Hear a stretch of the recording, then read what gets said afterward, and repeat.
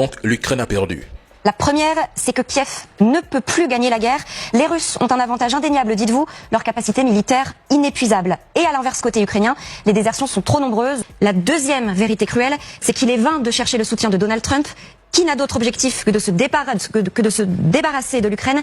La troisième vérité cruelle, c'est que les pays du Sud global considèrent d'autant plus que ce conflit n'est pas majeur et qu'il ne les concerne pas. L'Europe, qui est en réalité seule, n'est ni assez forte, ni assez unie pour soutenir l'Ukraine.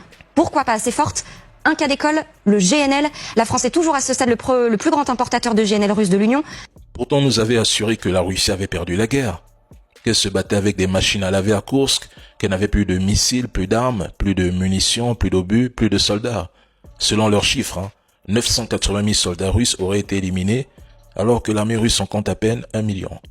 On nous expliquait aussi que le PIB de la Russie était comparable à celui de l'Espagne, donc qu'elle ne pouvait pas soutenir un effort de guerre et qu'elle devait ressortir des équipements militaires des années 1950. Incroyable.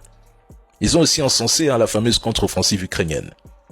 Ce qui est étonnant, c'est que toutes ces affirmations, quand on les remettait en question il y a 2 ans, valaient automatiquement l'étiquette de pro-russe, de menteur, de propagandiste. On nous avait annoncé la perte imminente du Donbass par la Russie en 2022 et surtout l'effondrement total de son économie à la Bruno Le Maire. Les trolls nous disent aujourd'hui, un si grand pays comme la Russie ne peut pas battre l'Ukraine. Ok. Lisez. En avril 2022, plus de 40 pays se réunissent en Allemagne pour armer l'Ukraine. Le résultat, toutes les armes ukrainiennes sont d'origine occidentale. Des mercenaires venus de plus de 70 pays combattent aux côtés de l'Ukraine. En Ukraine, c'est l'OTAN et les Américains l'ont reconnu, fin du débat.